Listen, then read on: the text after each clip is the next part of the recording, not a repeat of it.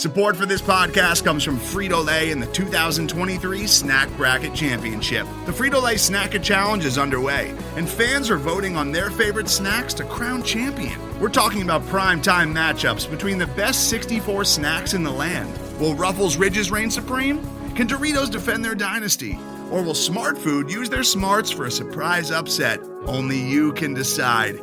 Get in on all the action for a chance to win up to $1,000 or a year's worth of snacks. Let your snacks be heard. Just go to fritolaysnacket.sbnation.com to vote and enter for a chance to win. No purchase necessary. Sweepstakes ends April 3rd, 2023. Void where prohibited. Year's worth of snacks awarded in the form of 52 coupons, each good for one bag of chips. See official rules at fritolaysnacket.sbnation.com. This is the Black Gold Banneret Podcast.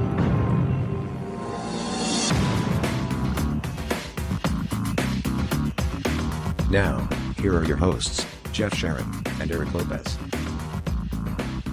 Welcome to the Black and Gold Banneret Podcast. Jeff Sharon and Eric Lopez with you here on, we're recording this Thursday morning. Well, actually close to noon Thursday, I guess, right? Yeah, so busy week as the spring sports are firing up. We got basketball to talk about, a little bit of good news, a little bit of bad news in the most recent UCF basketball games from last night. The women got a comeback victory over a rather tough Tulane team. We're going to hear from Bryan Koniecko, the head women's tennis coach at UCF, as his team season is underway. Bryson Turner is going to drop by later. We got a busy show, Eric. This is going to start feeling like an actual spring show where we don't have to reach things. We even got football news. And it wouldn't be more football news. It wouldn't be a Black and Gold Banneret podcast without some conference realignment talk. Okay, too. So it's a little bit of news from the Orlando Sentinel. That's right, because college football media doesn't know what to do with themselves when there's no college football. So let's just talk about nonsense. Hey, look, nonsense sells, man. Joining us to start everything up, Kyle Nash, the student of the game, is joining us. Classes in session. To talk hoops, we'll start with the men last night who, this was kind of a frustrating one. Lost to Wichita in Wichita, 84-79. All right, a couple facts to put out there. UCF has never beaten Wichita State. All right, they are now 0-8 all-time, and if I'm not mistaken, 0-5 all-time at what the heck's his name? Oh yeah, Charles Koch Arena in Wichita. This was a particularly frustrating one since they started out, Kyle, absolutely horrendous from the field. I think they hit what was it, Eric? One of their first 11 shots to go down early. Something like that, yeah. Like two of their first 16, yeah. Kept crawling back, got it within 4 late, but just couldn't get over the hump. I mean, you give up 84 points, you're kind of asking for it, but this is the situation right now. They're 12-6 and 500 in the American, and this is the second time this season, Kyle, that UCF has lost to a team that was previously winless in the American. All right, they lost to USF, of course, on the road, lost to Wichita State on the road. Now, I think Wichita State's a better team than USF, and I actually think they're better than the record indicates. But this is where we are right now. Is a 12-6 team that's 500 in the conference. What happened last night? Well, I mean, I think you touched on it. It's trite, but a slow start and then rough defense throughout the game is kind of the situation here, right? I mean, when you look at it, you got all the things you want to see in a Dawkins coached team towards a win, right? You got your 3 contributors with double digits, almost 4 with Darren Green having the 9 points. Brandon Mahan, Elo, you've been calling for his wake up for some time now. 20 points out of him with 6 for 14. That's something you like to see. A double apparently, by the way. So there's a lot of the elements you want to see. This, I think, listen, all of that the score is as close as the game was in this case. For me, I think it was more just kind of a defensive struggle, right? I mean, when you see what UCF put up there, the numbers, they show what has been a winning effort in the past, right?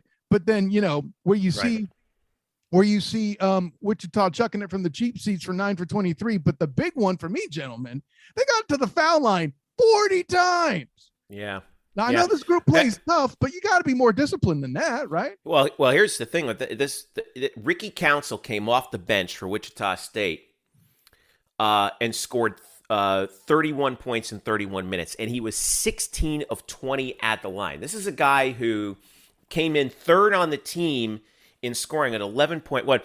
And Wichita State's ace, Tyson Etienne, averaged 14.3 a game. UCF did a really good job on him. Held him to 2 for 13 from the floor, 1 of 8 from three-point range, just 5 points in the entire game. But Council just went off. Right. Well, and what's the strategy a lot of coaches will do? Take away the weapon. You're not going to beat me that way. I dare you to beat me another way. And the Shocker said, I'll dare you to beat me with your third best player. And that's exactly what happened. And the Shockers shocked them with him. Yes, I got you. You set me up for the punt. It's not fair, Jeff. Oh, my God. There we go. I thought I had the dad joke thing cornered on this podcast. Over this. Elo, let's zoom out here, okay? Because everyone is in freak out mode. I personally thought I didn't think, looking at the schedule, that this one was a win. I thought that if we it's Wichita. We'll never win there. Listen. It's a steal. It's like football in Tulsa, right? Yeah, it's the equivalent. Like, Kyle brought up the point about the 40 free throws, but they love to shoot free throws in Wichita. They call not to kind of exaggerate a little bit, but our old friend Brian Murphy went to Wichita, covered the game for us, and the refs gave him 10 free throws himself. He got to shoot 10 free throws when he was there. So if you're a media person, you get to shoot free throws. You get a free throw. Yeah, you get a free throw. You get a free throw. Pull that guy out of the stands. But, unfortunately for them, though, they got off to the bad start, as we talked about, and defensively they gave up 84 points. And as Johnny Dawkins, UCF head basketball coach, told Mark Daniels on the radio postgame show, we can't have that. I warned our guys we can't keep putting ourselves in that position, and we got a slow start. And you give them credit. I mean, I thought they played a really good game. I thought they established themselves in the low post, which gave them some momentum early.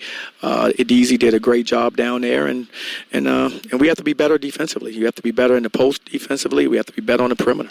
Things that we have got to improve in. Like, we can't give up 84 points in a basketball game. That's just not who we are defensively. And it starts on that end of the floor. And then between that and defensive rebounding, closing the possessions out, we have to get better in those areas, and that's what we're going to focus on. All right, that was Coach Dawkins in the postgame. Really frustrated with the defense, and that's the thing that certainly frustrates him there. The slow start is one thing and the offensive struggles, but the defensive rebounding, just giving up 84 points. Kyle's, you mentioned, fouling, not being disciplined. It's frustrating.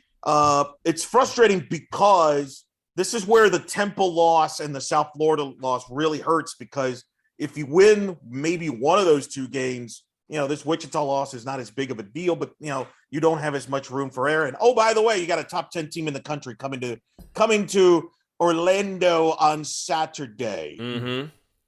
Yeah, I think that I'm looking ahead at the rest of the schedule. Obviously, the Houston game is huge. You're 4-4 in conference. I was looking ahead at the schedule here we got 10 games to go in the regular season. And Kyle, I want to know what you think about this. Mm-hmm. I'm just going through. I'm going to list them off real quick. Houston home, South Florida home, at Memphis, home Wichita, home Tulsa, at Houston, yikes, home ECU, home Cincinnati, and then you wrap at Tulane, at Tulsa. They sent us to Tulsa in the regular season finale. I'm looking at those 10 games, and let's put the Houston game at home on Saturday aside, and I'm counting probably about 6-3. All right, for UCF going forward. So that would put them at 18-9 pending the outcome of Saturday's Houston game. They win that game against Houston, they're at 19-9 heading into the conference tournament. So where does that do you think that really puts them? I don't think they're in at large territory at that point. I think they're still obviously still on the outside looking at it, and then they would have to. But then the question becomes, do they have to win the conference tournament, or could they play themselves into the NCAAs with a good showing? What do you think? So, and we'll take it more optimistic. You're saying 6-3 for those 9. I would have said 7-2. So, I mean, we'll just say 19-9 either way, right? So, with that in mind, I feel like that's definitely not good enough for an at-large. I'm with you. But maybe, so I say that to say, if they get to the tournament to face off against Houston in the final, nobody would have had them in that game in the first place. And if they can keep it close and kind of put on a good show in that final game, maybe they can convince maybe somebody. Pull it off. Like, yeah. I think it's probably more likely that, conference tournament time, Houston might, put the guardrails on a little bit, and UCF would end up playing a team like possibly Wichita State in the final. I would, and that's very true too. From where I sit, and granted, I haven't watched a lot of Houston yet. I am going to see them Saturday, but with that in mind, I feel like from what bit I've seen and researched on this team, even when the guardrails are on, they're gonna be quite a force, man. So even though they're hurt too.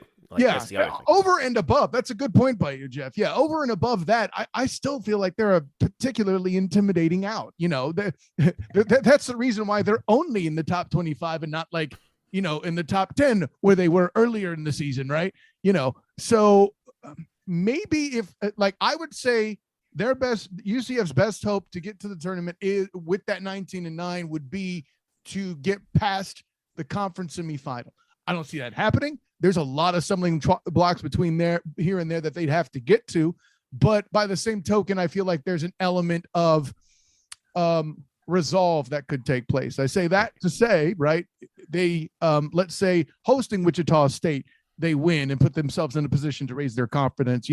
They beat some of these teams that they've lost to, I shouldn't say some of, but them and USF on the road. If they've come to beat them at home and start to regain that confidence, move towards that 19-9, they might put them in a position in a tournament to do something like that. That's the nature of tournament play, right? It's just as psychological as it is physical. The issue is going to be the league is down this year. So outside of Houston, you're not going to get marquee non-conference wins or marquee resume wins. Let me ask you this. When you say the league is down, all right, Houston's net is 3. Next up is, well, this is what you mean since I'm still scrolling. SMU 49. And by the way, I think they're the second best team in the league. Kendrick Davis and and company. I think they're the best shot for an at-large that's not named Houston. Cincinnati's at 69 is 69. Nice. And then you have 78 Memphis, 82 UCF, 83 Wichita. So I feel like there's more. It's not that the league is down. To me, I look at it as like the league is tough. Everyone's beating up on each other. I mean, but they didn't have a good non-conference win resumes. Memphis has been a debacle and an embarrassment. Penny Hardaway is out cursing media people mad because they're criticizing his team. Meanwhile, the same guy that said before the year they can win the national title. Okay, so Penny is having a meltdown. So they've been a colossal. But let's not. Okay. They're not a bad basketball team, though. No, they are. They are a poorly coached basketball team. Have they? Okay, but here they are at 10-8 and 82. Yeah, with a top. They're not They're not USF at 200 and something. Yeah, no, but here's the thing: like UCF fans can be mad all they want about Coach Dawkins. UCF is playing to their level. Memphis is underperforming. That's when you get mad at your coaching. It's when your team underperforms. And I know people think UCF's underperforming, but they're not. We are what we are. We do some things good, do some things that are not so great. We're not that consistent. But you guys just mentioned it. This team still has a chance to win what? 19, 20 wins? Yeah, Maybe? and get to 20 wins. They can get to 20 wins at by the postseason. Yes. Yeah, you want to know how many UCF basketball coaches have done that in the Division I era, like consistently win that consistent? One. He's right now the coach, period. And I'm the biggest Kirk Sparrow apologist that he wasn't that consistent, and Donnie certainly wasn't. So I think to get to the final is your shot to be in the conversation to make the NCAA. If not, you're playing for the NIT. But I don't think that's the end of the world, contrary to what others think. As I've mentioned in previous podcasts. Because I heard it's like Sweet 16 or like just cancel the program. That's the same. At least that's what the people on Twitter are telling me. Well, those are the same. They're never wrong, by the way. That's the same audience that thinks that UCF doesn't go undefeated in football. It's a colossal failure. So let's just kind of mute that. So look, it is what it is. I think the Houston, they have to win to have a shot as an at-large. They have to win at least one of the two Houston games, and this is going to be their best shot. They're hosting them in their backyard. Houston's been banged up, but Calvin Sampson is just a beast. They don't care who's on the court. They defend. They only give up 56 points a game. That's going to be a challenge for UCF offensively against that Houston defense. They lose Marcus Sasser, who we thought was their best player. Who steps up? Kyler Edwards, who's stepped into that role. I mean, they are a machine over there, and it's going to be their hands full for UCF. UCF is going to have to execute well offensively. You cannot have any droughts against Houston, and you better rebound, because the one thing Houston does is they like to rebound. And where UCF's had problems with Houston is they get blown up in the glass, which has been an issue for this team this season. Yeah, okay, Kyle, I'll put this to you first, but I want to ask the both of you. UCF wins. If UCF wins on Saturday, is anyone like, what's the story? Is everyone like, oh my gosh, like, wow, there's really hope here? Or are they like, oh gosh, of course we win the game after losing to Wichita State?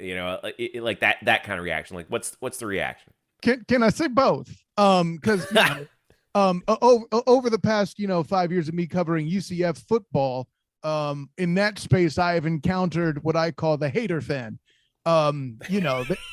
There's one of these that have some sort of an icon of like some melding of the Citronaut and Nitro, or the Pegasus, or are active in the debate of which logo should be used in uniforms and all that. I have no idea who on earth you might be talking about, but anyway, carry on. Honestly, I'm not targeting a single person. I'm kind of like melding different aspects that are out there. I said uniform, so I know who you're thinking, but he's not the only one. Like there's the person in question is actually timid among hater fans. Like where I'm at, is there, the Facebook pages, all that, these armchair coaches that want to blow everything up. What you mean we had to punt the ball? Fire everybody. What, we didn't hit a 3-pointer? Fire everybody. So I say all of the above to say the UCF hater fans will have that. Of course we'd win now, but to be honest, with the way things are shaken out, and as top heavy Houston is compared to rest of the group in ranking, that's actually a big fat hairy deal. Like, it becomes far more realistic for that to happen. Thank you, Garfield. What's that? Thank you, Garfield. I caught that one. But the unrealistic part is that win actually taking place. I think we can all agree on that part. They're certainly not favored, to say the very least. Right. Nor were we favored last night, by the way. I think that's 3.5 point underdogs, and I got people coming at me saying, well, we should have been favored. I'm like, what? Based on what? Yeah, like based on what? Based on what? You? I mean, this isn't like I've told you this before. I'm sorry, Kyle, but I was like, this is the thing. I've told you this before, Eric, and Kyle, you'll hear me say this. They didn't build all those giant casinos out on the desert on the strength of being wrong all the time. Okay? Like we're just making stuff up now at this point. Making stuff up. Making up standards that make no sense. I don't understand it. Fan is short for fanatic. I agree with Kyle, by the way. It's probably going to be a little bit of both. I actually think they have a shot against Houston. I do too. I think it should be a really good crowd. Feel free to show up. You in the community, Like, I covered the Magic game on Wednesday. There's no reason to be at Amway Center right now at all. So you should be at the arena. Number 2, sources tell Black and Gold Banneret that Brian Murphy might be in attendance, and good things tend to happen to UCF basketball when he's in the building. He was there from Michigan, I think. He was definitely there from Memphis.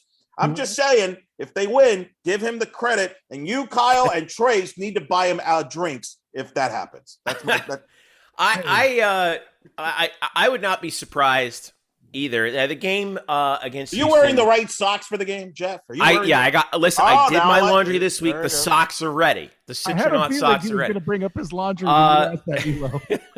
It's an 8:00 tip, ESPN 2, right, Eric? That's correct. Mike Corey's calling the game, I believe. So it should be. I'm very fascinated to see the audience for that game. It's going to go up against. Are they going to call it? Are they going to call it remotely? Or are they going to be here? Do you know? That I don't. Last few games on ESPNU have been remote. I know that. They usually ESPN2. They're usually in person. So yeah. Kyle, get to the bottom of that. You're in the building early. Find out if the broadcasters are there in person. Well, I'm in the building early too. I'll be able to just look across this. All right. Well, there you go. We can have exclusive breaking news there. Right. The other thing too is, and this is what's kind of cool, Kyle. I love this. They're doing a block party before the game on East Plaza Drive. Did you hear about this? I had not. 5 o'clock. All right. On Saturday, they're doing it on East Plaza Drive, which is the street that goes past the arena where Burger U is. Mm-hmm. They're going to have food. They're going to have drinks, live music from 5 to 7:30, just prior to the game.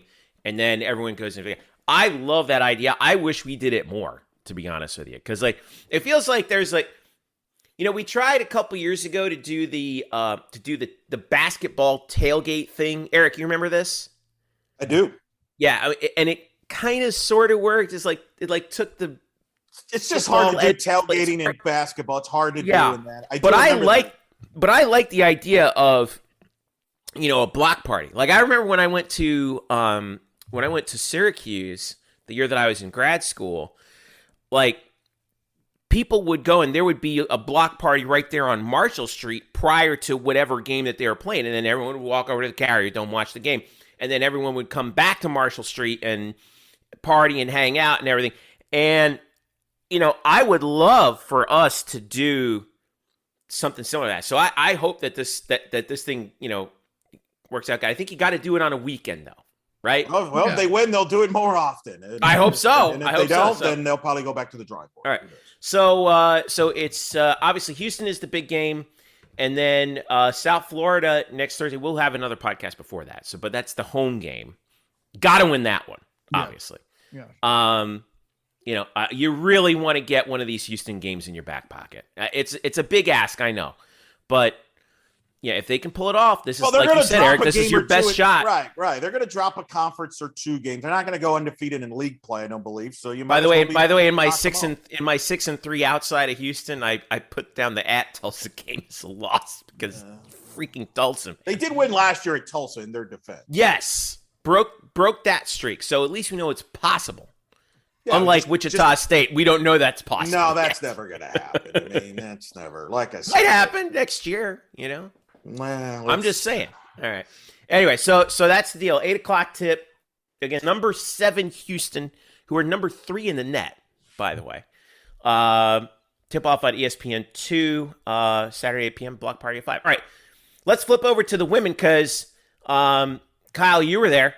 Boy, this one got wonky. Really early. Tulane went up 22-9 after 1. Lisa Stockton looked like every hand she was being dealt was working. I mean, it was, and then all of a sudden UCF just kind of does the thing where the defense kind of clicks on after that first quarter. Correct me if I'm wrong here, either of you. I feel like the first quarter against USF this year was the best first quarter UCF women's basketball has had maybe in 4 years. Because they're always so slow to start in the first quarter, and then they figure out what the other teams do. They're like watching, Kyle, to use a football analogy, like peak Peyton Manning. You remember how he would play like Rex Ryan in the Jets, right? And Rex would throw all kinds of weird stuff at him. They played in that AFC Championship game, and it was like, all right, he would spend the first 4 or 5 possessions just figuring out what they were doing. And then all of a sudden you were like, oh, he's got it. He figured it out. And UCF does the same thing with their defense. They just figure you out. They figure out the matchups. And then they just chip away. And even though they were down after 3, they came back and got the dub. What was the key? Listen, it comes down to this. I mean, the defensive piece you mentioned there, is obviously part of the conversation, right? This is one of the best scoring teams in the conference, if not the best scoring team in the conference, right? So that was a big part of it too. Let's give Tulane a bit of credit. They're a good team. They're a really good team. Fantastic stuff. And they Shania Mertens was even brought into the starting lineup to try to get some movement in there, get a faster team out there to compete with this group. But at the end of the day, for me, from what I saw, they turned the ball over 5 times alone in the first quarter. Okay. With that, it was just on pure volume of shots that Tulane was winning. Then they hit their biggest run of the night during that second quarter for their biggest lead. And then Masani Kaba got hot and started that push. Usually you hear Diamond Battles and Tay Sanders started to light up. And don't worry, they did plenty in this game. But 9 second quarter points by Masani Kaba kept it close, right? You had mentioned 22-9, closed it at halftime to, I think it was 7 points, 36-29, something like that. Yep. So I don't think you're far off, right? Starting to figure out what was going on. And really, the way Coach A put it was Masani started hitting shots in the high post. Could be argued you wouldn't gotten that from Kaba this time last year, right? One of these many things. I don't think she would have. I think she probably could have, but I don't think she would have taken those shots. Right, exactly. This year she does, yeah. I'm glad you said that too, because I also asked Masani after the game about a certain element of timidity and tentativeness. I don't want to say timid, that's too strong, but they were passing up shots for passes. And to put it in Masani's words, like, we figured out that when a player figured out that they were the best shot, they started taking that shot, and that's when things started to go up and about. So, I mean, I say what I say about the top of the post, kind of referencing your conversation with Coach A last week about how, every player seems to have added a new skill. And don't worry, I'm not at all salty that y'all didn't invite me to that. I roll. Yeah, clearly not. You asked her on the post game about an interview she did on a podcast and didn't even reference us. You just said, "Yeah, you were on a podcast." Honestly, that was about me trying to play nice. I didn't know what protocol was, but listen, I got to hang out. What do we pay you for? My God, I'm just kidding. Hey, I dropped plenty of B&G article stuff. I'm aware of that. Anyway, carry on. But by the way, great way for those out there, great way to market something, false angst. Anyways, yes. But and then of course I mentioned the 9-point quarter by Masani, then 13 points by Diamond in the second half, who finished with I think 20. So, that's kind of the story about how the offense got started and going. And once again, if there's going to be a weakness of this team, it's going to be teams that get hot from the cheap seats and go to the foul line more often than them. Okay. 15 times Tulane was on the foul line. The 15th was the first miss of the night, and Destiny Thomas snags the board to start the end game towards the win for the ladies. Yeah. They shot 33% UCF did in the first quarter, and then the rest of the way didn't shoot under 53% in any quarter, and shot 60% or better in 2 of the 4 quarters, which I thought was. Let me get your reaction to this stat real quick, Jeff. I don't mean to cut you off, right. But check the number of shots taken in the first quarter between the two. That's where you'll see a big difference. Well, believe it or not as much of a difference. They shot 12 times in the first, 13 in the second, 15 in the third, and 13 in the fourth. So no, compared to Tulane. Oh, compared to Tulane. Okay. Tulane had 16 and 17 in the first 2, 13 and 12 in the after halftime. There you go. See, just that first quarter, they had 4 extra shots on them already, and UCF was shooting worse. So. Yeah, and UCF also shot 5 of 11 from 3-point range after halftime too. I think that was one of the other big keys that helped them get back in the game. So Eric, let's zoom out again. Net UCF 39, dropping 2 spots. Not too bad though.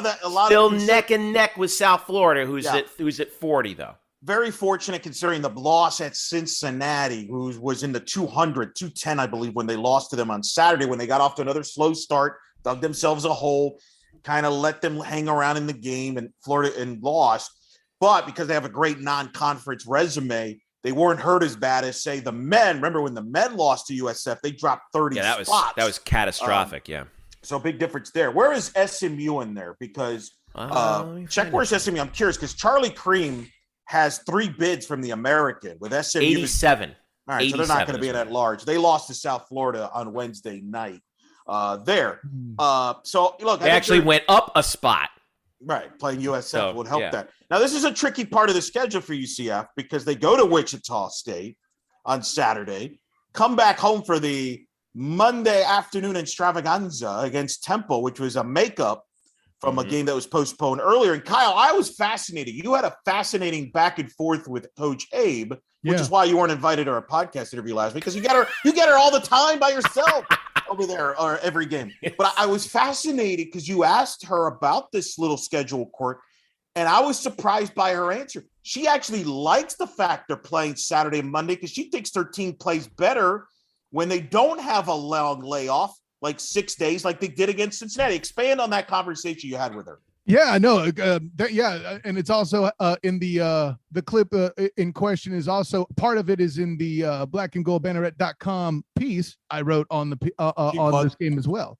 But yeah, overall, when I asked her this, I was expecting, well, the challenge is this. I set the table for there to be an answer about, how the team is worried about COVID, what they do to respond to that sort of thing. Instead, she informs me that the time off that they got because of the cancellation, for example, was something where to kind of get them, the players focused. How'd she put it? I love them all, but during that week, it was a little tougher to keep their eyes, on the prize, so to speak.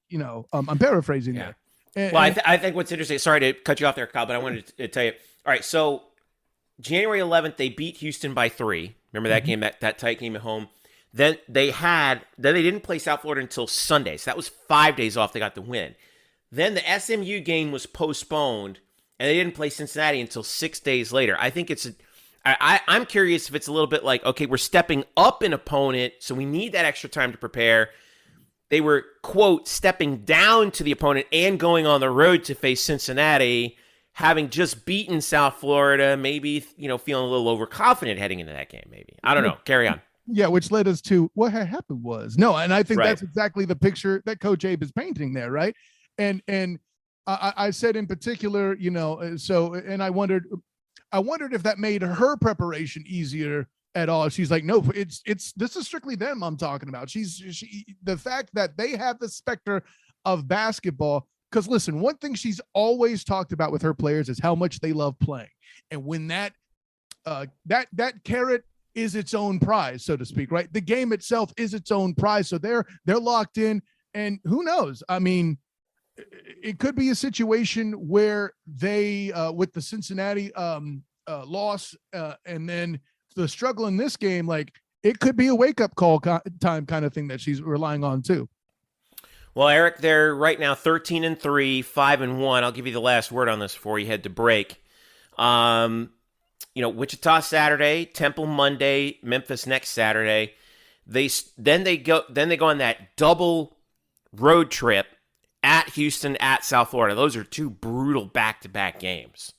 So right, which is why they cannot slip up here the next couple of games like they did against Cincinnati. Because you're right, that at Houston, at South Florida, that's a whammy of a back-to-back there. So you're right. They got to finish strong. Get off to better starts in the first quarter. Try, and because they're a great fourth quarter team, try to get off to better starts. And, they got good offensive production from Cabo, which was a big step. Run it back like they did against South Florida, where they just kind of they won that game in the first 2 minutes. I'm convinced of. They played great defense and hit shots, and that was key. All right, Kyle Nash, the student of the game, will be attending class where the rest of this week? I like it. Of course, the plan is to be at the Houston game on Saturday, but. By the way, quick shouts to our friend Aaron Evans at halftime at that piece.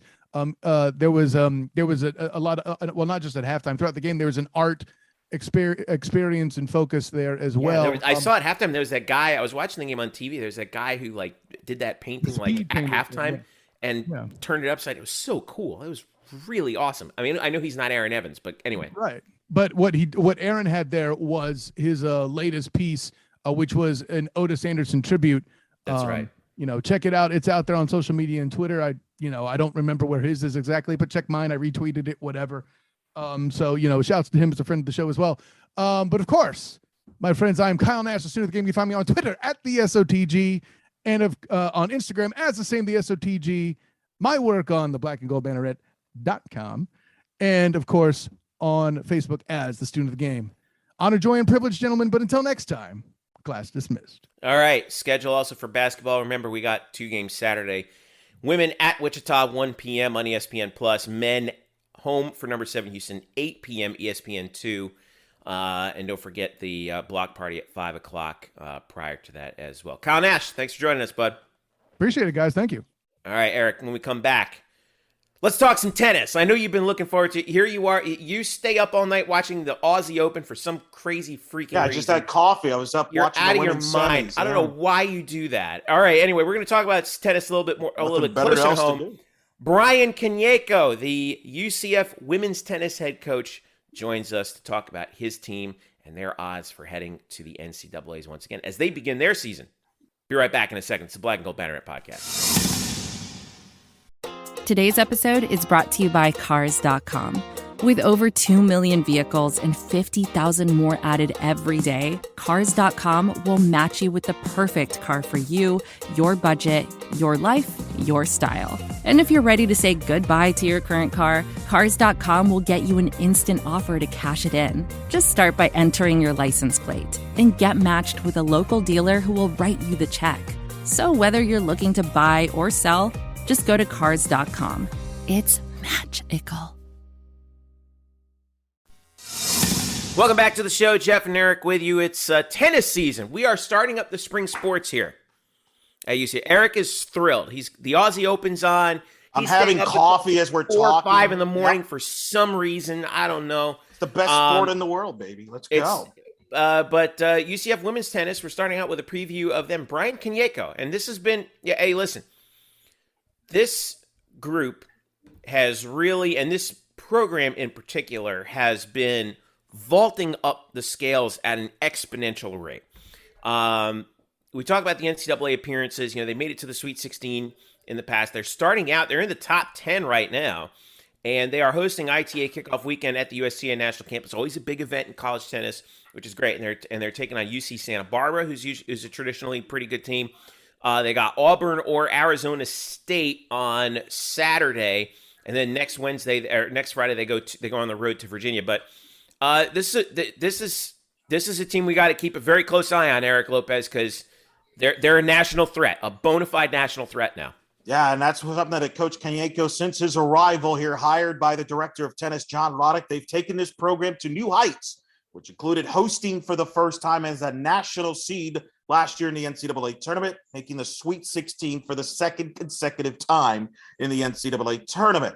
They bring back a veteran team, and that's some of the topics that myself and Bryson Turner spoke to Coach Koniecko recently about this year's team and the expectations and the growth of tennis. Here now, Bryan Koniecko on the Black and Gold Banneret Podcast.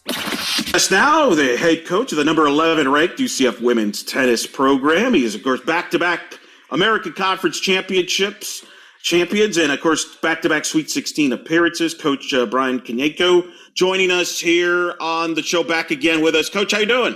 Good to see you guys again. Thanks for having me.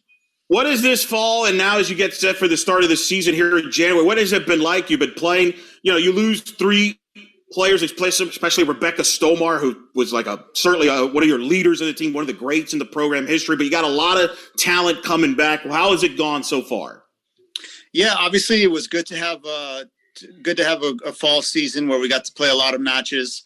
Like you said, we had Rebecca Stolmar and Ksenia Kuznetsova and Sarah Culbertson, who we lost last year. Ksenia and Rebecca were big roles for us last season in the lineup.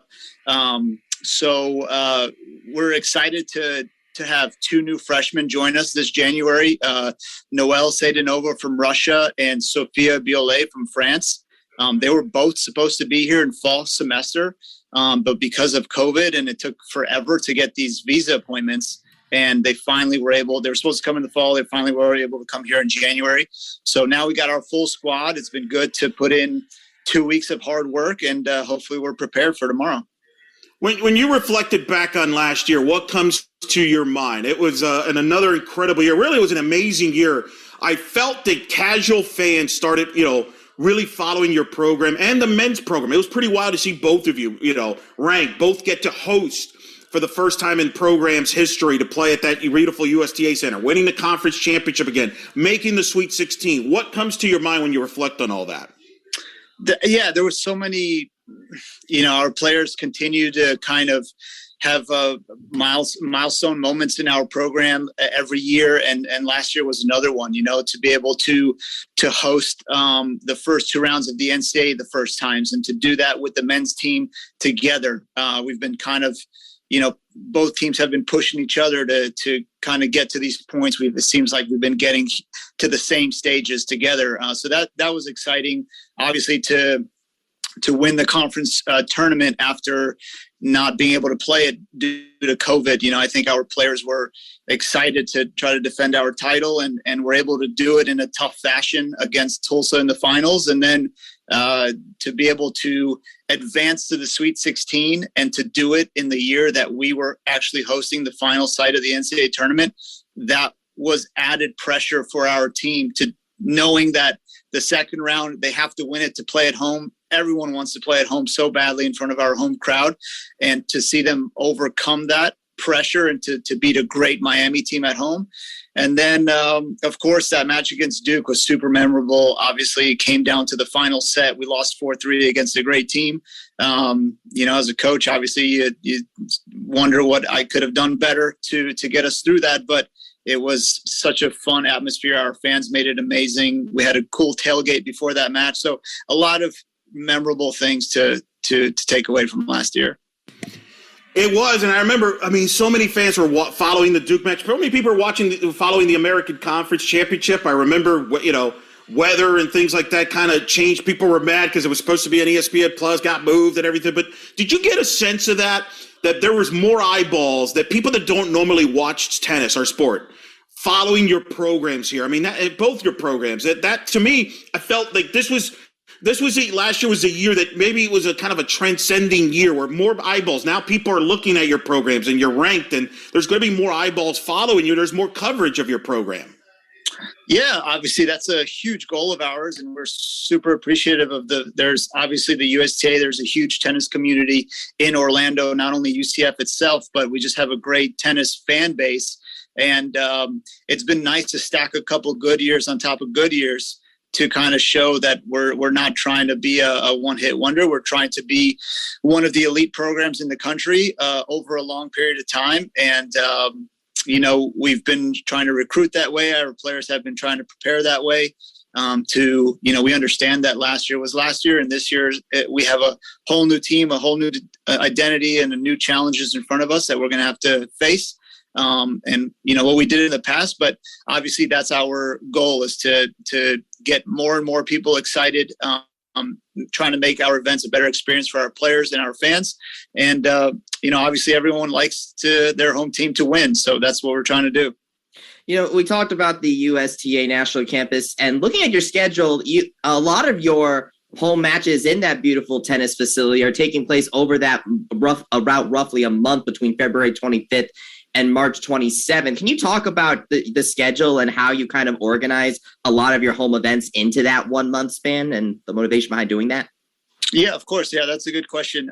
So in our conference currently, in the American Athletic Conference, we don't have a mandatory schedule. So we schedule a few teams in our conference, and then that leaves me a lot of room to schedule to try to give our team the best chance to play the best teams in the country. So it's a lot of work on our end to schedule a lot of matches because other coaches are busy and have their conference schedules, but we try to do around their spring breaks. That's why you'll kind of see it towards the end of February and March. Teams will come here on their spring breaks to try to get some outdoor tennis in, so we'll get to play them. But yeah, we have the defending national championships, national champions in Texas here at home, amongst a lot of top probably 15, 20 programs that will be in this country. But, we obviously, to have a great ranking, you have to play the best teams and try to come up with some W's. And our team deserves to play against the best. So we're not going to try to shy away from some tough teams and pad our schedule. And we'll try to face them all. And hopefully, even through some wins and losses, that hopefully helps us grow as we go towards the NCAA tournament. Yeah, you talk about facing the defending national champions in Texas. You're also going to be going to have to go on the road a little later this month to take on number 7 ranked Virginia. Can you just elaborate on scheduling these ranked teams? Yeah. Again, we have a lot of good relationships with these coaches, and we try to do home and aways. Virginia is a great opportunity for us to maybe play an indoor match, something that will not be up our alley necessarily. But I think it's, hopefully trying to prepare to get into national indoors for the first time in program history. That would be a good chance for us to play a great team in a tough environment indoors. And again, it's not putting our team in an easy position to get a win against that team, but I think in a great position to grow. And, that's kind of how we're trying to do it here and try to play the best team. So each opportunity is a chance to grow and get better. And hopefully we're playing our best tennis by the time April and May comes. How much has your facilities helped you in scheduling, drawing the marquee teams to come to your place? Because it's no secret, that facility is among the best, if not the best, in the sport, in tennis. I mean, I've wondered, how much longer before maybe we see a pro event being hosted there. We've seen, obviously, the team tennis events being hosted there, but perhaps an ATP Tour 250 event or WTA events there. I mean, that's got to help you, too, from a scheduling standpoint, drawing teams. Yeah, 100%. You're right about that. I mean, the fact that, it also being in the state of Florida and California draws the same, right? A lot of teams want to go there for spring breaks. It's a great place to go. But on top of it, our facility, the USTA, does a good job of making teams feel comfortable. They do a couple of these college match days that draw great crowds. So, yeah, that's a huge help. And, they do have some smaller level WTA and ATP tournaments now, some 15, 25, and 60Ks. And I do think down the road there's been conversations of hopefully having some WTAs and ATPs. But it's unique because you don't only have the university fans, but you have a lot of people who just love tennis in general, who come here and practice every day, and they can just walk over and see not only us but different teams. I think it's really unique too. You talked a little bit earlier about the 3 players you lost, Kuznetsov, Stolmar, and Culbertson. 2 of those players were part of two of the doubles pairs that have the most wins over a career in program history. So you still obviously had Zaleva and Mattel. So how did you go about finding new doubles partners for them? And considering both of them are now ranked, how would you say that their evolution went as they learned to work together? Yeah, I mean, like you said, Stolmar and Kuznetsova were great doubles, not only great singles players, but they were great doubles players on the court. They were rock solid. I mean, they were my first 2 recruits, both of them. So it's kind of sad to see them go. It's crazy that it's already been like that. But it threw a little wrench in it, honestly.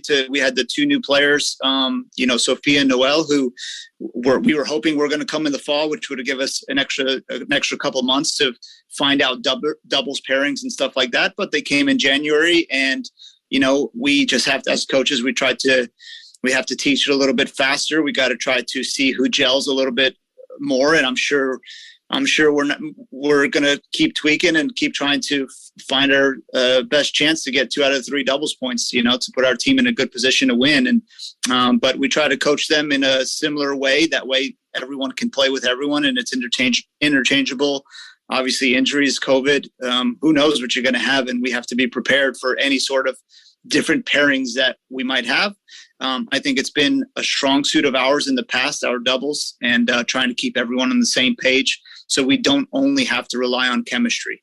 So we're all on the same page, and we can, we can substitute some players in and out. So, but we'll see. It's going to definitely be some different challenges. Rebecca Senya brought great experience to our team. And now we're just going to have to teach some new players and try to get our experience up as fast as we can. About how Marie Mattel has really developed over the offseason to get into the top 125 singles rankings, as well as Anik Kattenberg and her development as well. Sure. Yeah, absolutely. Well, Marie is, Marie last year was in and out a little bit of our singles lineup. I think she's someone that when she's playing well, she is as good as anyone in the country. I mean, she's had a top 20 win in the fall, beating Georgia's number 2 player. I think she's made a big jump level wise from last year. I think I've seen a different level of focus and intensity in what she brings every day. She brings great doubles. She's already a doubles All-American with Stolmar. So she brings us that experience that hopefully we can pair up with somebody for her to be successful this year.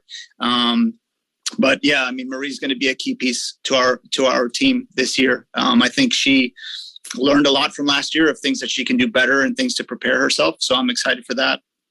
And Anik, we're excited for her development. She's a hometown girl as well, local from here, and I think she has a live arm. There's not many, in my opinion, a lot of players like her who have the explosiveness on her serve and forehand like she does. I mean, if you saw her, she's got a really live arm. It's kind of our job as coaches to kind of harness that a little bit and understand when she should go big and when she can play a little bit more high percentage tennis. So she's still learning that. I think she still has gears to go in it, just, her work ethic and just keep doing good days on top of good days. She's had a little bit of bad luck with a foot recently. That's put her out for a couple of weeks, unfortunately, in the beginning of this January, but I think she'll be back soon. And hopefully I think she should have a bright career as well. We obviously, we at the Banneret, we cover a lot of sports, from football, basketball, all the UCF sports, but tennis is one of those sports, unlike something like a football or a baseball, where there's a much smaller roster size. You have 10 players. Can you just kind of talk about how that dynamic is with a roster that is a little on the smaller side than other sports? Yeah. I think it's nice for us because it allows us to point out a lot of details in development. We have 2 coaches. Sometimes you have a volunteer coach. So it allows us to kind of really hone in on people specifically and exactly what they need to develop. But obviously there's not too many spots to play. We have 10 players. We got 6 single spots. So it makes it really competitive for our team, which I think gets them better in practice because they know they have to bring a great day every day to improve and if they want to play. But at the same time, there's injuries. COVID's a thing now. There's a lot of different things that our 7, 8, 9 players need to be ready at any moment when their number is called. Last year, the COVID year, we had Sarah Culbertson, who was was probably 8 or 9 on our roster, and we had few injuries, and she stepped in and beat Texas A&M at number 6 and beat Florida State at number 6, who was a top 10 team. And she was able to stay ready and fill her role. So I think at any moment, you never know what players can click, how they can all of a sudden improve. You see it all the time for the ones that are really dialed in and tennis is important to them, or improving in their sport is important to them. It happens quickly. We have a small team, but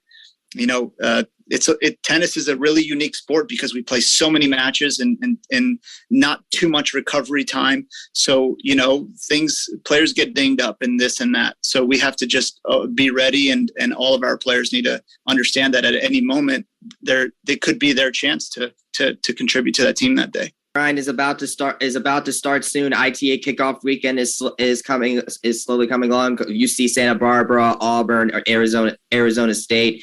Can you just talk about, obviously because the team has been on a break since November with the UNFN. So can you talk about what you want to see from your team as the dual match season gets itself started? Yeah, we had a meeting about that today, and I think we want to be known as a high energy team. We want to be known that if anyone is playing the Knights, that it's going to be a war that day. I think we want to be the team that we don't have any holes in our lineup, and no matter who plays us, they know that they're going to have to play a long match, a physical match to go through UCF. That's our goal, right? I mean, sometimes we're going to win, sometimes we're going to lose, but our goal is to go in there as a unit and to fight for every single point that we can. And we've been fortunate enough to do that. We've had a lot of players who have a lot of pride to play for UCF and put on their jerseys to play for us. And we hope to continue that trend. I've enjoyed to see our team get closer over these last couple of weeks when they've come here in January. And I really think they're excited to fight for each other. And if we can get that, we'll be able to hopefully overachieve again. A couple last things. Obviously, big news in college athletics. UCF will eventually be going to the Big 12 for pretty much their sports. What was your reaction to that, and how does that affect tennis as a whole, not just for UCF, but just tennis as a whole with all this movement going on? Yeah, I mean, I got to get my Sky Miles in order, I guess.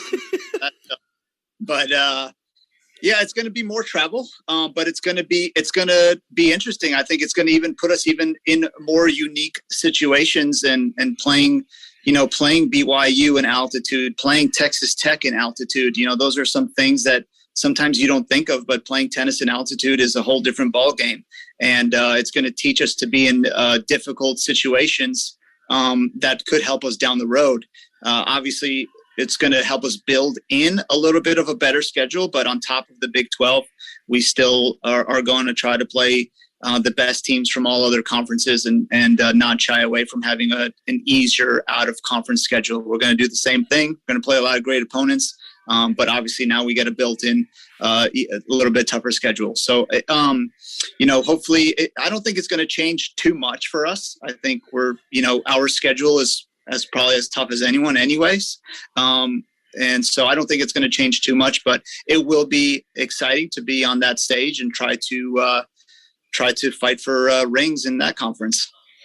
And it helps too, because you both and John have scheduled a lot of Big 12 teams. It's a strong league with strong tennis programs. They're still going to be there. Does that help too? The fact that you've played them. It's not like this is a foreign thing. Obviously, BYU is unique in that situation, but you've played a lot of the Big 12 programs during your non-conference slates. Yeah, exactly. We've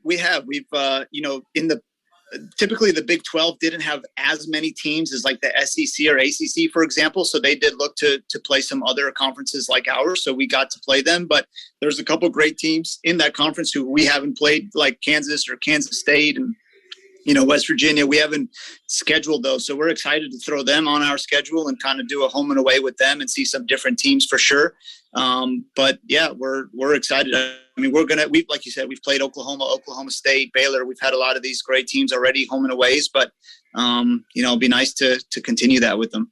Right. And you've done those travels, so you're kind of familiar with what the travel might look like from that standpoint. So that's probably going to help you a lot in the future. But in the meantime, obviously you're getting set for the season. You got UC Santa Barbara on January 28th. You got the ITA kickoff weekend at home. And, you and I have talked. We're both big. I'm a tennis junkie, as you know by now. Bryson is planning on going to a lot of your home matches, but talk to the audience that haven't been to the facilities yet, what they could expect to see in that experience, that atmosphere that I've seen, that Bryson's going to attend and cover some of those. But for fans that haven't been there, tell them about that. What's it like to go to the facility and why they need to make that a priority to go there at some point? Yeah, absolutely. Well, we're trying to, we've been meeting a lot with marketing and trying to figure out different ways to make it exciting. We don't want tennis to be the old school tennis. Everyone wears white, got to be quiet in between points, right? We want a basketball atmosphere. We want a baseball atmosphere out there. So we're going to try to get a little creative on the PA and get the crowd engaged a little bit. Try to help the crowd understand, deuce points in tennis is a big thing. Winning sets in tennis is a big thing.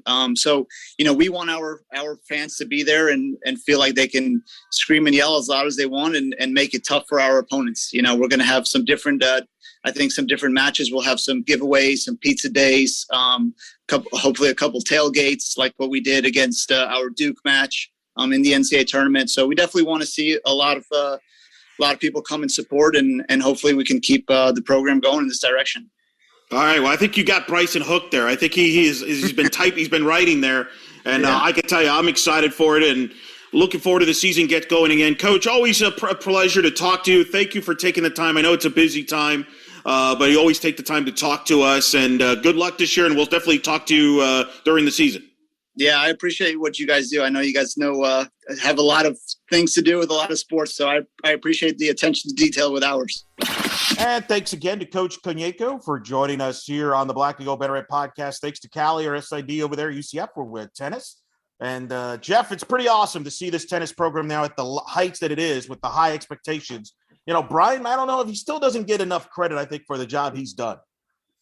Well, I mean, the history speaks for itself, at least at this point. And it's kind of like they fly so far under the radar. It's kind of remarkable at this point. But right off the bat, like you guys talked about, they get that win over Penn, 4-3, number 11 team in the country, and here they are in the top 10. They face Santa Barbara. They got some other top 25s and some big names on the schedule too, which I think is going to be really exciting to see how they hold up against LSU, Miami, FIU, Michigan, Tech. A lot of them coming here, coming at home. Oklahoma, Baylor, Michigan, Texas, BYU, Yale, Harvard, FAU. So, their expectations should be high. But it's one thing when we talk about expectations. It's another thing, when the expectations are within that locker room, right? When they've faced quality teams and gotten better over the course of a season and over the course of the last few seasons, really, we might look at it and be like, oh man, this is a rough schedule. But they look at it and be like, yeah, we played Oklahoma State before. We know what to expect from them. We played Texas. We played Michigan. Right. We know what we're doing. No, absolutely. And you've heard Bryan say it too towards the end of the interview. They're used to playing those Big 12 schools who they're going to get to play on an annual basis here in a couple of years. Yeah, that's going to happen real quick. So, Bryson, as we look ahead to the upcoming weekend at the ITA kickoff weekend, Friday against UC Santa Barbara, and then Saturday against Auburn and Arizona State. Who for you are the players that you're going to keep a close eye on here? Not just playing well, but in this coming weekend, but also as the season progresses. Who are the big names we're going to hear about? Well, first of all, one of the big things that stood out to me from Koniecko's interview is that he talked about how he wanted this team to be a very high energy team and also a very deep team. He talked about how Culbertson in the COVID year, she was like an 8 or 9 player, and she had to step up and she ended up beating teams that were like in the top 10 ranked in the country.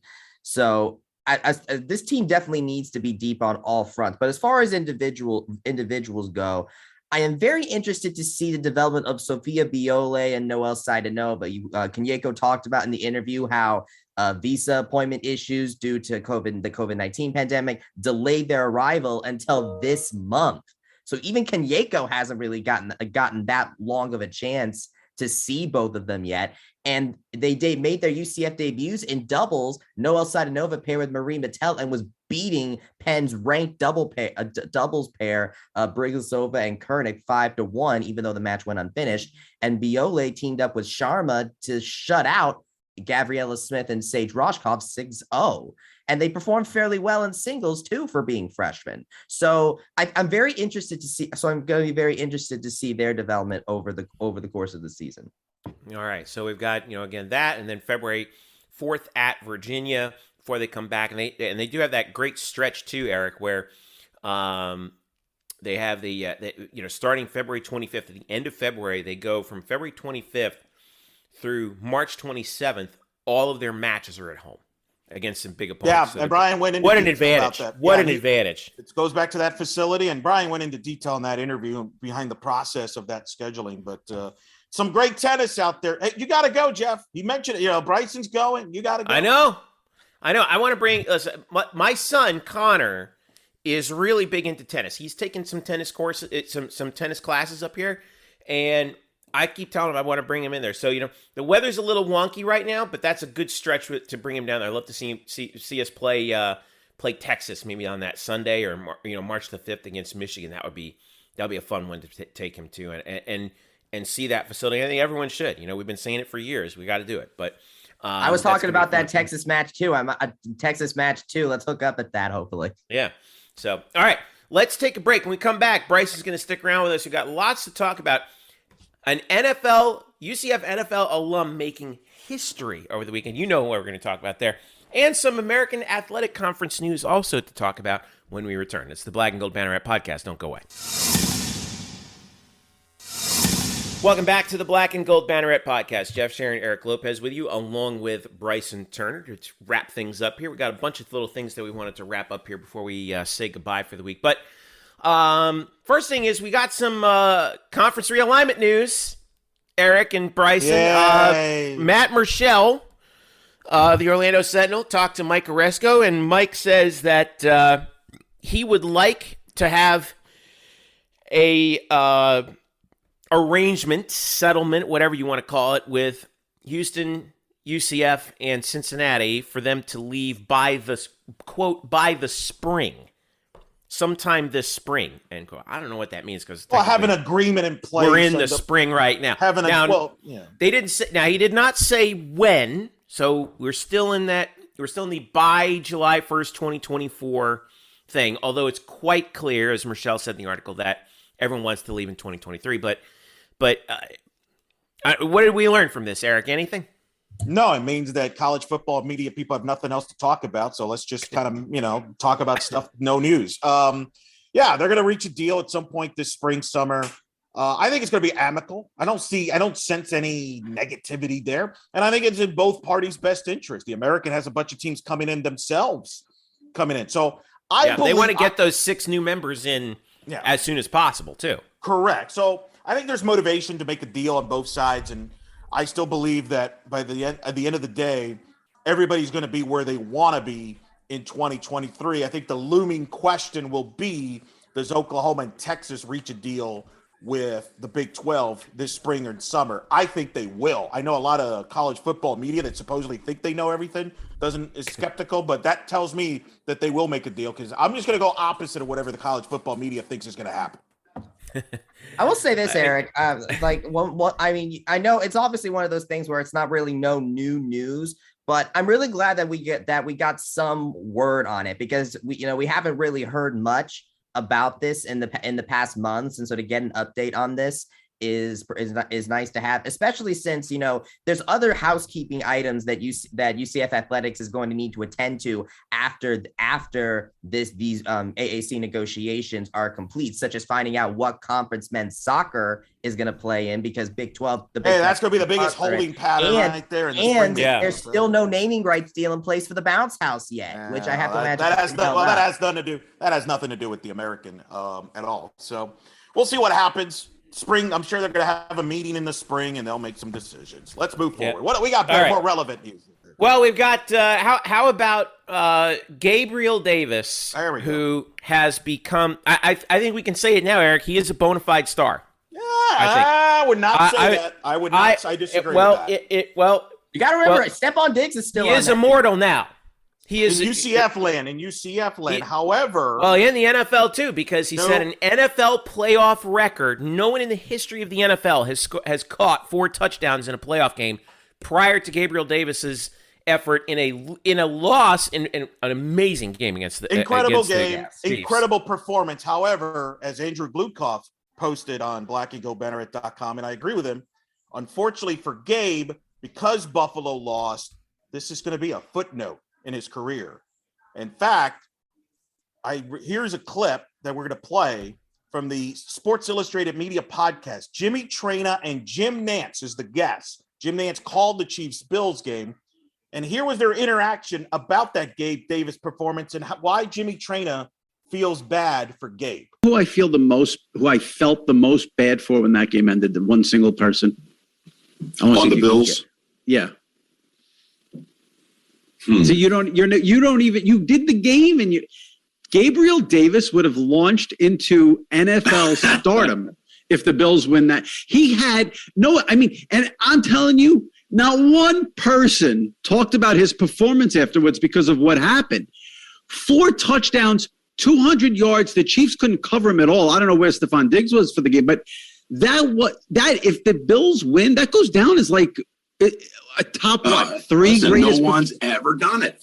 No one's ever done it. First off, they had two guys on Diggs, and of course, they didn't have Tyrann Mathieu back there, so that left Davis alone in the middle of the field, and he repeatedly beat them. So when he scored the fourth touchdown, Ethan Cooperson, who's been my stats guy for several decades in football, he's brilliant, and he says 4 touchdowns, NFL record, postseason record.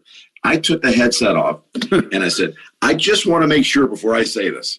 You mean to tell me no one, not even Jerry Rice ever had a 4-touchdown game? He said, no one.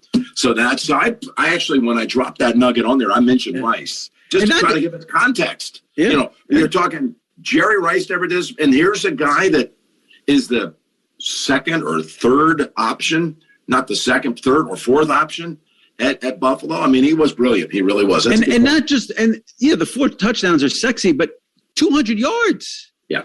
In a playoff game. I felt that he would have been the only thing people would have been talking about after that game if they would have won. So that was, again, Jim Nance. Great story, behind-the-scenes story there on the booth, talking about Gabe Davis, really? 4th touchdown with Jimmy Traina. But I agree with Jimmy Traina, and I agree with Andrew Blukoff.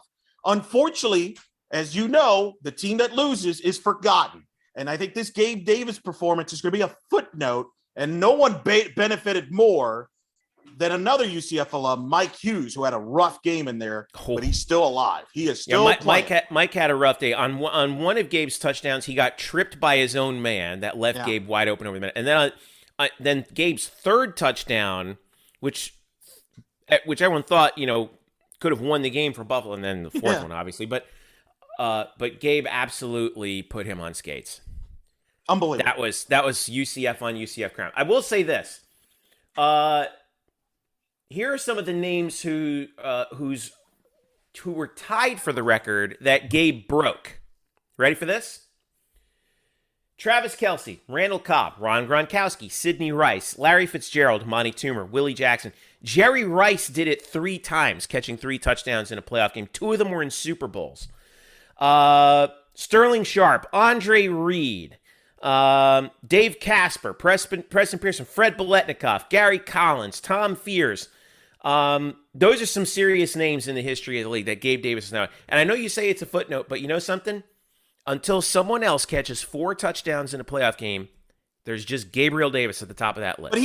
But for him personally, he's got to carry this momentum into next season. Remember, a year ago at this time, everybody was on the Gabe Davis bandwagon, and he did not have a good year. He actually took a step back compared to last year. So you hope that this is the beginning of a run for him and establishing himself in his 3rd season. He's a better route runner. You hope that Buffalo maybe cuts bait with some of the receivers they have in their roster, like Emmanuel Sanders, who looked like his corpse in the playoffs. And Cole Beasley, who's become absolutely useless. Yeah, more of a possession guy. So you hope that Gabe has a bigger role next year in year 3. And that at that point, now his performance rises. But if he doesn't, if he continues to be a number 3, number 4 receiver, it will be a footnote. It'll be like, really? That was the receiver? He'll get him a cameo maybe on a 30 for 30. Well, especially if he's the number 2 receiver to step on Diggs, and you also have a tight end like Dawson Knox on the field with him. Having them to draw away defenders should hopefully open up Gabe as well, which I think is going to be key for him to succeed into next season. I also wanted to mention this because I found this very interesting, is that Gabe Davis has 5 total touchdowns in the postseason over the course of 2 games. Only other receivers that have come close to that mark, to such marks, Jerry Rice in 1998 had 6 touchdowns in 3 games, and Larry Fitzgerald had 7 touchdowns in 4 games. Gabe Davis had 5 in 2. Right. Now, I did want to bring up a point about Gabe, and you talk about him regressing this year. Well, he didn't really regress. Now, here's what he did. He played all 16 games in 2 seasons so far. Rookie year, 62 targets, 35 catches, 599 yards, 7 touchdowns. This year, 16 games, but he started 7 fewer. In his rookie season, he started 11. This year, he started 4. Right. Okay? 63 targets, so 1 more target. 35 catches, same exact number. 549 yards, 50 yards less. 6 touchdowns, 1 less than his rookie year.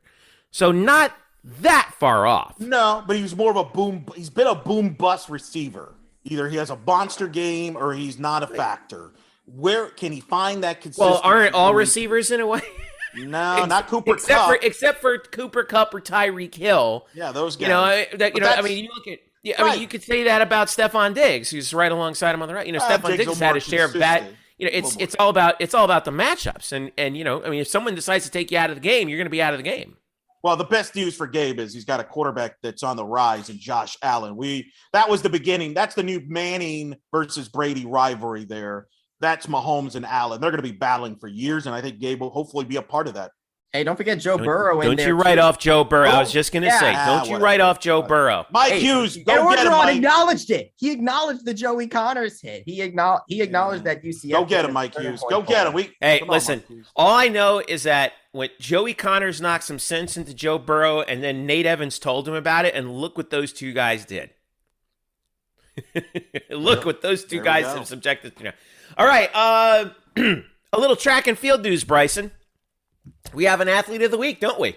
Oh, yes, we do. And we all know, and of course, we all know her. You all love her. It is Renaya Jones. I swear, I honestly feel like I can't sing this woman's praises enough, but she absolutely killed it at the Hokie Invitational. Once you read my nightcap, which will be on blackandgoldbanneret.com, she is our night of the week. She ran in the 60-meter hurdles and the 200 meters. She won the 200 meters, getting herself a new personal best, if I am not mistaken, in the event. Yes, she did. She also tied her personal best.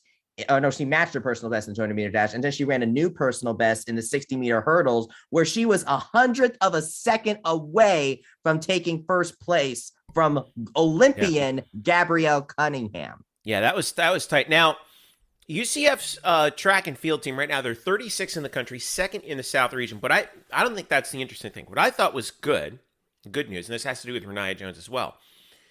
Do you see she's in a new ad for Addition Financial? Yes, I saw that. So, that was really cool. Now, Addition Financial is the chief financial sponsor of UCF athletics. But this is where, Eric, this is where, like, NIL is a good thing. Like, Renaya Jones is a track and field. She's not a football star. Okay, she's not a basketball star. Female athlete, track and field, non-marquee sport, unfortunately, let's face it, right? But she lends her name, image, and likeness to a local business, and that's and I think that's a good thing. I agree. If she was an Olympian, yes, not attached to a college, it would be fine. But now she can do that as a college athlete. This is where NIL, I think, is good. I spoke to the UCLA head coach in softball, Kelly Inouye Perez, who told me the word to describe this NIL for the Olympic sports athletes and softball players: opportunity. Yep, opportunity. That's perfectly way. That's the name of the game. Yeah, opportunity. Yep. Oh yeah, Jones certainly is taking advantage of that. She now has the 8th fastest 60-meter hurdle time in the nation after the Hokie Invitation. They got in early on her because we're thinking Olympic hopeful for 2024, assuming all goes well, right? I mean, you never know what's going to happen down the road, but that I'm feeling is going to be the that's what I think is start buying your Renaya Jones stock right now. Oh, I started buying stock on her way back. Have to buy it from Bryson Turner because he's cornered the market. But she's not even the only big thing that happened with track and field this season. Brittany Floyd broke the school pentathlon record that has stood since 2008. Holly Castles broke the freshman record. Latasha Smith got the win in the 300 meters. Sierra Holback got the win in the 60-meter dash. And then Charlotte Crook got the win. All right, Mr. Track boy. Hey, listen, wins are good. The first meet against some good competition for Virginia Tech. This is good. This is big. Bryson's right though that this is. We might be looking at a serious contender for the conference championship right now. There's no doubt about that. That's a young roster with a lot of upside. There's no question, but it's a little early. It's a little early. These rankings are as high as we've seen them with the indoors since 2013. And they're just starting because that they develop over the course of this. Every season you always get better over the course of the season. So that's what I listen. I'm with Bryson here. I'm like, we got it. We talked about keeping an eye on tennis, keep an eye on track and field too, because that's going to get real interesting real quick. Last note before we go. Oh, they have this weekend off before they go to the Charlie Thomas Invitational at Texas A&M next weekend. Right, yeah. So even more competition at hand in the indoor season. April 16th is the scheduled date for the spring game for UCF at noon. So start making your plans right now if you wanted to. Are we calling it a kick? Like we never do kickoffs. I don't know. Whatever. I've never been to a spring game. Don't intend on being to one anytime soon. well, enjoy, Kyle. Some of us do. Some of us do. That's why I depend on you. You'll let me know how it went. Yeah. It'll be great. And yeah. So I think that right here. And then we have one last little bit of news that we want to talk about too. Men's tennis. Right now they're off to a real quick. Yeah, so go ahead. Football will schedule Kent State 2023 home game. That's folks, right. Yeah, we're starting to schedule like a Power 5 team. We're playing a bunch of mediocre teams from the Midwest. And we're paying them to come here. Yeah, we're big time, baby. First matchup with Kent State since the MAC days. Yeah, hopefully Kent State's still around. Let's bring Josh Cribbs back. Josh Cribbs. Oh man, do you? To understand, because I looked this up and I can't believe how old this is. This will be the first time Kent State's played in the bounce house. Stop. Don't tell me about how old. Don't tell me about how old we are. Okay, we already know about that, Bryson. Thank you. We've seen Kent State play UCF. In person in the Citrus Bowl. Thanks a lot for reminding us how old we are. Former NFL Cleveland Brown great, Joshua Cribbs. Cribbs, that's right. Let's just hope they're still around by 2023. Those MAC schools, they're day to day when it comes to football programs. Shout out to my boy Anthony Lima, radio host for 92.3 up in Cleveland. # free Josh Cribbs. The one last little bit also, men's tennis lost at number 3 Florida 7-0 up in Gainesville. Tough start, man. They just murder themselves early in the year with these opponents. It's incredible.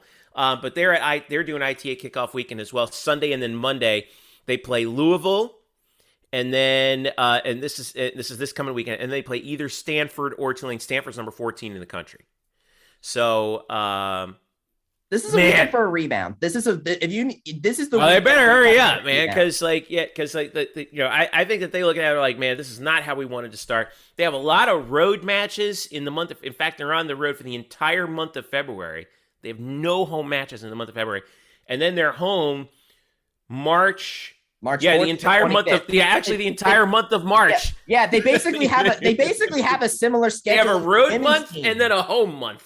and then after that, road conference matches after that. It's basically a similar style schedule as the women's tennis team. But yeah, I mean, after a rough start against two really great tennis programs, by the way, Georgia and Florida are both really, really good when it comes to tennis. But now is the time where you really want to get a rebound. You want to get that win under your guys' belt, because that's going to be important for development going forward, I would think. Yeah.